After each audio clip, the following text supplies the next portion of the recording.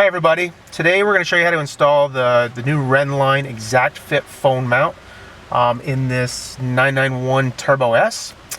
It'll be the exact same install in any 991 or 981.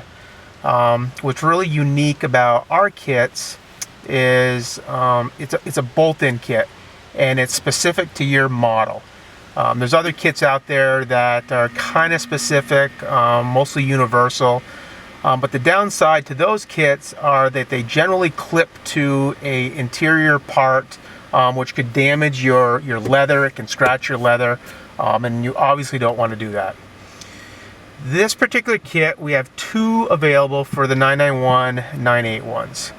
One's going to be a front mount kit, and basically what that means is it allows you to mount your phone to the right or the left of the PCM. Now keep in mind, if you do mount it to the right of the PCM, it is going to limit the use of your cup holder. Personally, I like it better on the left side anyhow, just because it's a little bit easier to access when you're driving.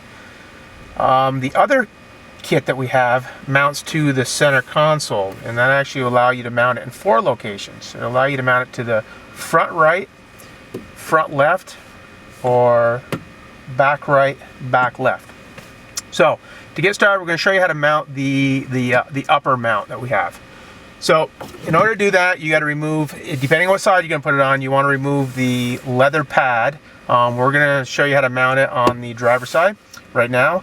I'm in the passenger side, so it's a little bit difficult to do, but I'll try to pull it off here.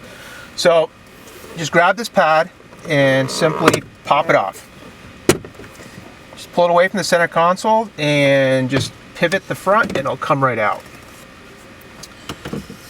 So these 2 screws right here are where the front kit is going to mount. The lower mount kit actually mounts to the screws on the side here. So we're going to do the front one first. All you got to do is take a Torx bit and remove these 2 front screws.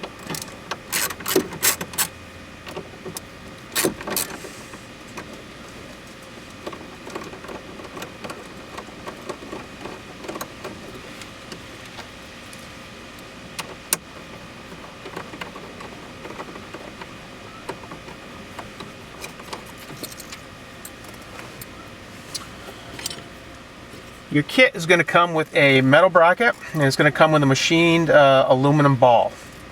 What you're going to want to do is attach the ball to the bracket by taking the Allen head screw, putting it on the underside, and putting the ball on the top like this.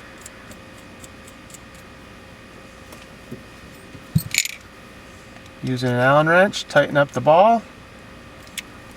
Now it's ready to install. All you do is take the screws that you've removed, put them back in place. It's important to keep the bracket loose at this point until you get both screws in.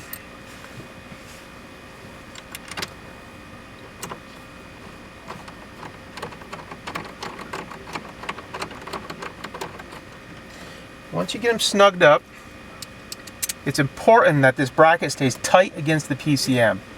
So what I like to do is take the top one first, push it all the way over and snug it up, and then go to the bottom and push that over and snug it up.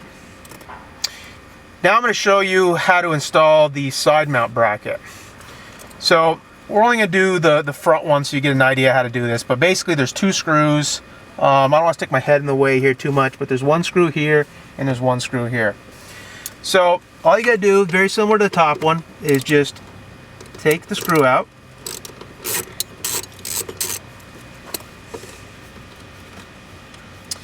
And your bracket's going to look like this. I've already installed the ball on it, but it's exactly the same as the front mount that we just did.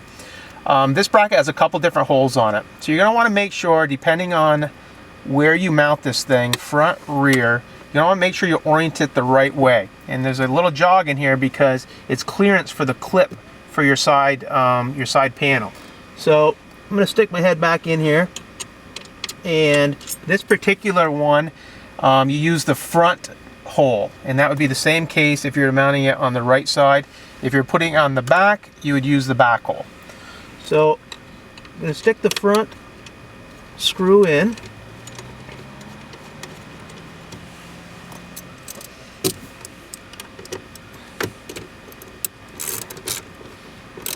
And you're going to get it into place and position it so that it's parallel to the center console, and go ahead and tighten up the screw. Now again, just like the upper mount, it is critical that this bracket goes tight against the center console. So in this particular case, you want to go ahead and push the bracket tight against the console, just like that. So now we can reinstall our leather panel, just like you took it off. Okay. Now you're going to take the magnetic component of the mount and attach it to the machined aluminum balls. This is a two-piece design with a lock nut and then the top pad. Drop the lock nut over the top of the ball, pop the ball onto the socket, and then tighten the lock nut. And we'll go ahead and do the front one as well, just because we have them here. So take the lock nut, put it over the ball, pop the onto the socket there, and tighten up the lock nut. This allows you to pivot your phone mount in any direction that you want. Now the phone itself, you're going to have to apply a thin metal pad to it, which comes with a self-adhesive strip on the back side. If you have a thick phone case like I have, I prefer to put the pad on the back side of the phone case. If you have a thin case, you can get away with putting the pad between the case and the phone, or if you have no case at all, you can just put it on the back side of the phone. So once that is installed, it's as simple as you put your phone on the magnetic mount just like that. You can adjust it any way you want, and if you have the lower one, you can put it here.